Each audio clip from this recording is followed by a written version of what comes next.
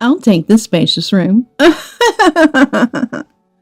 Susanna declared with a joyful laugh, surrounded by the scent of fresh lumber in the new room. I paused from unpacking. She wants this room? What on earth is Susanna talking about? I'm taking the corner room over here. When even Clayton starts saying things like that, I became completely lost. Cross me, and you're on your own with caregiving. Clayton declared, smirking and laughing mockingly at me. But my mind was still in turmoil. Wait, whose house are we talking about? Feeling out of sync with Clayton and his wife, I asked that question. Huh? The two of them looked bewildered, and I finally understood the situation. I see. That's what this is about. This could be a good opportunity to teach Clayton and his wife, who have been taking advantage of me for so long, a lesson. I must not miss this chance. I was the only one feeling a fighting spirit. My name is Mary. I'm turning 65 this year. My husband passed away from pancreatic cancer 5 years ago. By the time the cancer was discovered, it was too late, and he passed away a few months later. The suddenness of it all left me unable to keep up emotionally, and for a while, I lived like a shell of a person, merely eating, going to the bathroom, and showering to end each day. Lately, my legs have been getting weaker, and living alone has become a bit of a struggle. It was my eldest son, Clayton, who breathed life into my wilted existence. That year, Clayton was going to get married to my daughter-in-law, Susanna, and, "We want to live with you," he said to me. I was surprised when Clayton suddenly brought up the idea of living together. Until now, Clayton had been living in a company house provided by the local bank he works for. I thought it was natural for two people to set up a new home when they got married. But contrary to my expectations, Clayton and his wife wanted to live with me. I had not yet met Susanna and didn't know what kind of person she was. But for me, who had lost the love of my life and felt a hole in my heart, Clayton's offer to live together felt like a consolation from God. "Of course, we'll contribute financially to the household." "Oh, I'm fine with it." Seeing me nod without hesitation, Clayton smiled contentedly. "Got it. Then I'll bring Susanna over next week. Looking forward to it." With those words, Clayton left. Clayton could be a bit rough around the edges, but I figured it was just a rebellious phase in front of his own parent. To me, he was still my dear child. I felt as though my lonely life had suddenly brightened up. A week later, as promised, Clayton and his wife came to our house. Excuse us for intruding. Despite it being our first meeting, I was surprised by Susanna's loud footsteps as she entered. She was supposed to be 30, the same age as Clayton, but she wore a skirt shorter than knee length and had pink dyed hair. Her nails were also very flashy. "Nice to meet you. You're Susanna, right?" "Yeah, that's me. But what's with this house? It's kind of old and cramped." I was taken aback when, upon entering, she immediately started criticizing my house without proper greetings. "Right, but it's better than nothing, so just bear with it." Yeah. "We want to live with you." Clayton, too, had changed completely from what he said a week ago, and his casual manner of speaking now had me utterly confused. However, since we were going to start living together with Clayton and his wife, I didn't want to start off on the wrong foot, so I had them sit down and serve them coffee. "Do you work, Susanna?" "Work? As if I'd bother with something that troublesome." "I see. So, Mary, do you work?" "No, I'm a housewife." "Wow, so you're living off your late husband's pension? Must be nice." "Living the easy life, aren't you?" Despite being in the same position as a housewife. Must be nice. I couldn't believe Susanna was mocking me with a sarcastic tone. I do receive a widow's pension, but that's the extent of my income. Far from living a luxurious life, I'm barely managing to get by every day. The idea of living an easy life is nothing but a distant dream. Anyway, Susanna, how about we divide up the household chores? Since we're both housewives, maybe we can split them evenly. I wanted to change the subject, so I suggested this to Susanna. Living together means supporting each other in our daily lives. I assumed that since Clayton would be working, in contributing financially, Susanna would help with the household chores. However, Susanna clearly frowned at my suggestion. What? Share chores? No way. Mary, you should do all of that. I don't know anything about this house. Besides, I'm busy hanging out with friends. Susanna bluntly stated this, her sharp gaze as if pushing all responsibilities onto me. Then, could you help out whenever you can, please? Unable to make a strong request to Susanna, whom I just met today, the conversation about household chores ended with me resigning to take on the tasks. Susanna smiled smugly, as if she had won. I was disheartened, dreading the upcoming life with them. The cohabitation with the three of us was far from the life I had envisioned with my daughter-in-law. First, Clayton, "I'm busy with work," would say, and not come home until late at night. Susanna, true to her initial declaration, did not do any household chores. I thought she could at least manage to take out the trash, but she seemed to have trouble waking up in the morning and couldn't manage to get it out on time. I reluctantly ended up doing all the household chores for the three of us. Before moving in together, I felt saved, thinking that the loneliness of not having my husband around would be filled, but I regretted it, thinking that being alone might have been easier. Susanna not only avoided household chores, but also spent her days hanging out outside. Given their flashy appearance, I had suspected they might be troublemakers, but to think they were out causing mischief every day, that was indeed a good position? Not at all. Whenever Susanna came home, she always carried shopping bags from well-known brands. It's a brand that sells only top-quality products, far beyond what I could afford on my pension. "How did you manage to buy these?" I asked her. "With my allowance, obviously." She scoffed. However, I knew Clayton's salary wasn't high enough to afford multiple high-end brands so frequently. If she had saved her allowance to buy them, I could understand, but buying brand-name items almost every day didn't leave room for saving. I wondered where she could be getting so much money. And there was another unexpected event for me. It was that Clayton wasn't contributing financially to the household. About a month after we started living together, I checked with the bank, thinking Clayton might have transferred money from his salary account to our household account by now. But there was no money from Clayton. Before we started living together, Clayton had said, "I'll contribute financially to the household." I remember him saying something along those lines. Well, it's only the first month. Maybe he's just late or forgot. With that thought, I didn't dwell on it and went home. But as 2 months, then 3 months passed, Clayton still hadn't contributed financially. Eventually, I decided I had to tell Clayton that we couldn't cover the expenses for 3 people on my pension alone. "Could you please contribute a little to the household expenses? We're running short on money for groceries." "Oh, sorry, I forgot. I'll start contributing next month." Hearing I forgot, I felt relieved and believed he would start contributing the following month. However, Clayton's words turned out to be just an excuse, like something you'd say to placate a child, and he never actually transferred any money. I asked Clayton repeatedly, but he often came home drunk and seemed to forget what I had told him. Or maybe he was pretending to forget. Either way, once I realized Clayton wouldn't contribute, I had no choice but to start working part-time. I found a job at a local flower shop. Working again, after a long time, was enjoyable, but the long hours were tough on my body, now over 60 years old. Despite the pressure of having to earn enough for 3 people weighing heavily on me, I pushed through. I worked 6 to 8 hours a day, almost like a full-time job, and then I'd come home to prepare dinner for the 3 of us.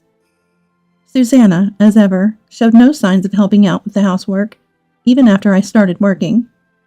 Instead, she would throw tantrums over the meals I made. "What is this? It's disgusting. I wanted stew. Make it again." Like a small child flipping her plate and demanding. This wasn't a one-time occurrence. Time and again, she'd find fault with my cooking to suit her mood. I was filled with anger and sadness, but realized arguing with the unreasonable Susanna was futile, so I silently remade the meals. I longed to escape this slave-like existence. This can't go on like this. My instincts screamed that this couldn't go on. Desperate for a diversion, I asked the flower shop manager, "Can you think of any hobbies I could do at home?" I asked her. The manager, Rachel, was a beautiful woman in her 40s who looked like she must have been stunning in her 20s. She was a perfect fit for the flower shop. "How about trying your hand at crafting? You can use the flowers that are going to be thrown away if you'd like." Encouraged by Rachel, I started making accessories with flowers. I enjoyed crafting immensely.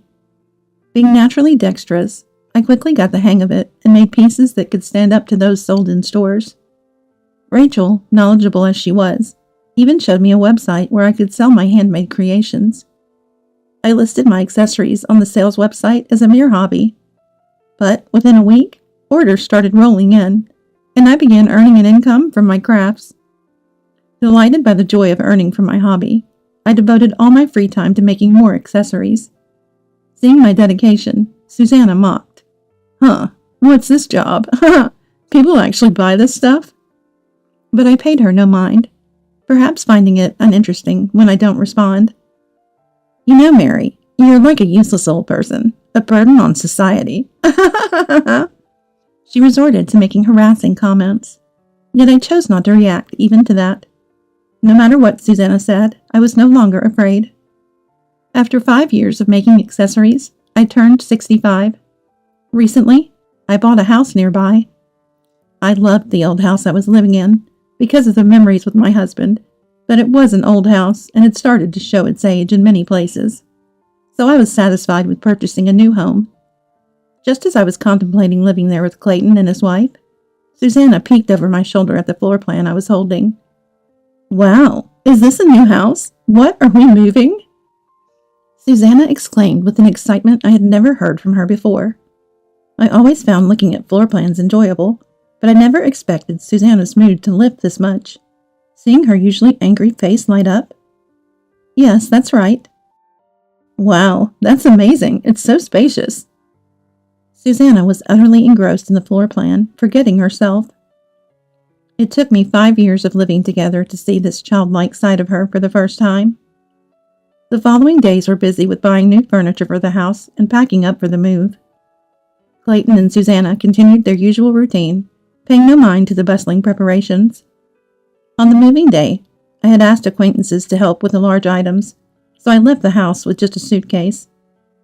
"The new house is spacious, huh?" "It is. I saw the floor plan." Clayton and his wife seemed excited to see the new place, both of them more animated than usual. I brought Clayton and his wife to the new house. The stylish black exterior walls and wooden door, along with the spacious garden. "Wow! Wow!" made them both exclaim. The garden was a particular detail I insisted on for my love of gardening.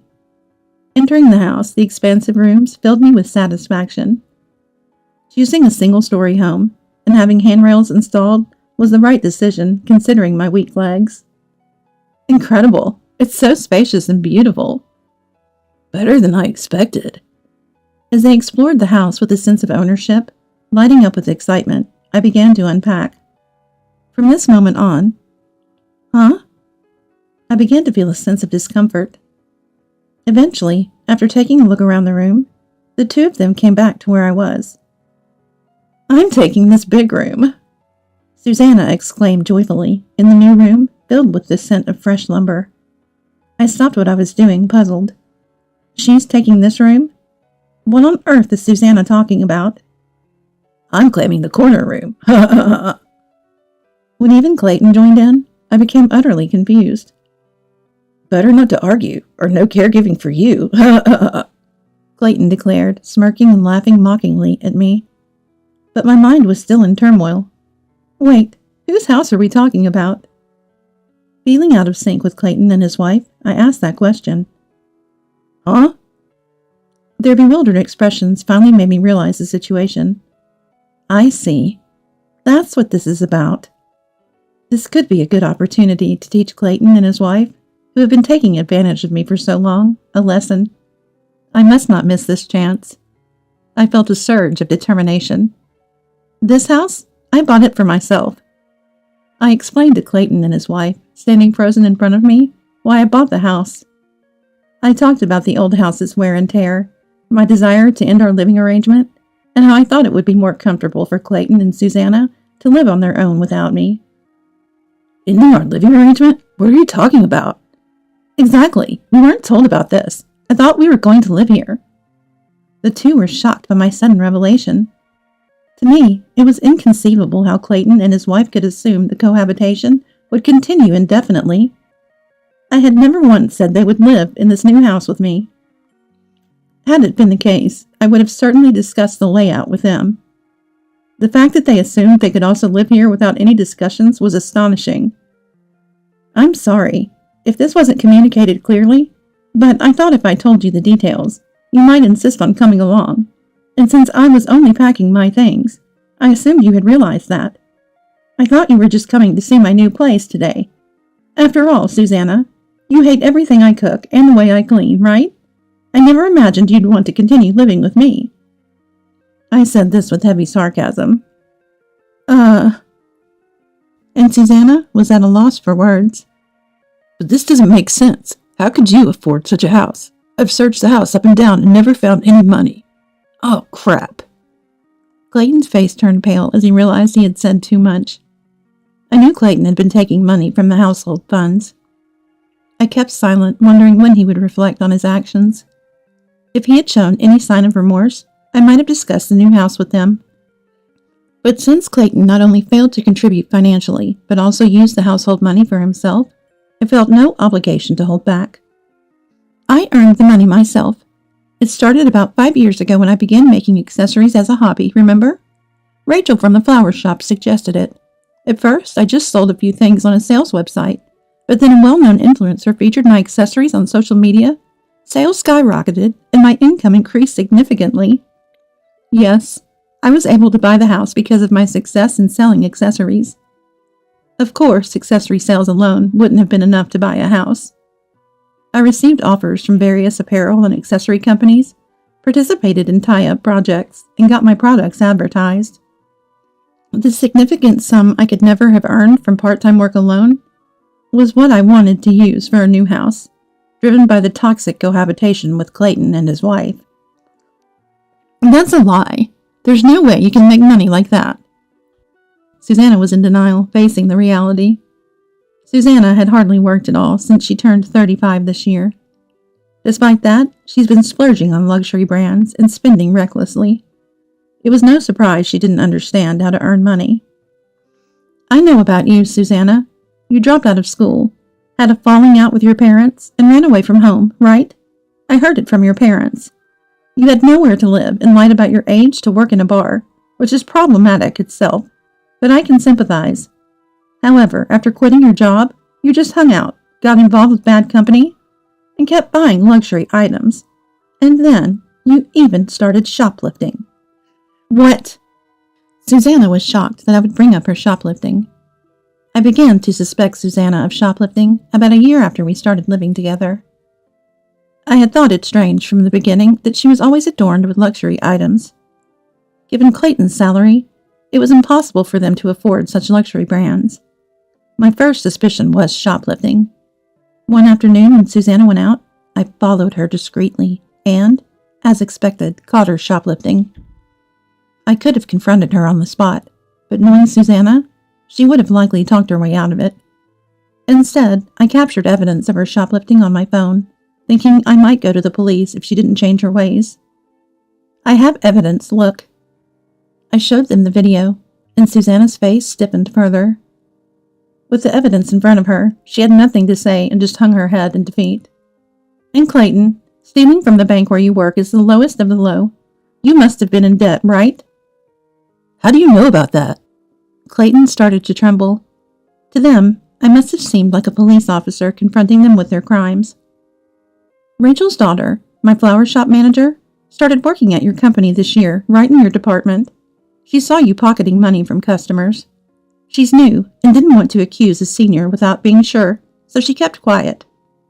But considering you've been giving Susanna a hefty allowance while not contributing to our household and even stealing from it, it's not hard to believe. Although this is based on hearsay and I have no proof, considering that Clayton was giving Susanna a substantial allowance every month, not contributing any money to the household, and even stealing from the family finances, it seemed likely to be true. That ungrateful, after all I've done for her? Clayton was shaking with anger, presumably at Rachel's daughter. Hearing his admission, I seized the moment to assert myself. After all you've done for her? You probably thought you were the most important person in this house, right? Acting superior at work and looking down on others. Unfortunately, that won't work with me. This house is a prime example. I earned my own money and bought this house with it. You're not superior, and while I'm not claiming to be superior either, I refuse to have my hard-earned home taken over by you two. Leave immediately. Startled by my outburst, they screamed and ran out of the house. I let out a sigh of relief. From tomorrow, I won't have to see those two anymore. Just the thought lightened my heart. Later, I reported Clayton and Susanna's crimes to the police. The police quickly investigated the two of them. In fact, there was hardly any need for an investigation. Susanna's shoplifting and Clayton's theft were immediately evident upon reviewing the security camera footage. Watching my son and his wife being taken away by the police didn't stir any emotion in me. I could only wish them luck. Initially, I was touched by Clayton and his wife's offer to live together, thinking they wanted to comfort me. However, living with their reckless behavior only built up stress. In hindsight, their proposal to cohabitate was more likely motivated by a desire to have me take care of the household chores while they lived comfortably. Being rid of their sarcastic remarks and financial exploitation has left me feeling refreshed and liberated. Even if Clayton and Susanna were released by the police, they would likely be overwhelmed by the need to repay their accumulated debts. Given their inability to manage household tasks, their marriage is bound to fail. But I am determined not to offer them any assistance again. I've vowed to live a life completely separate from Clayton and his wife. While continuing my part-time job at the flower shop, I've devoted even more energy to my accessory making. When I revealed that the flowers used in my accessories came from the flower shop where I worked, an unprecedented number of customers started to visit. Responding to the demand from customers who wanted to use flowers as parts for their own accessories, we began selling flowers specifically for accessory making. Rachel suggested, "If your accessory business is doing so well, it's okay to focus solely on that." However, I declined her offer. After all, it was Rachel who introduced me to this hobby in the first place. I believe that if using the flower shop's flowers in my accessories can also benefit the shop, then that's the best outcome. Moving forward, I plan to continue balancing work and my hobby as I embark on this new chapter of my life.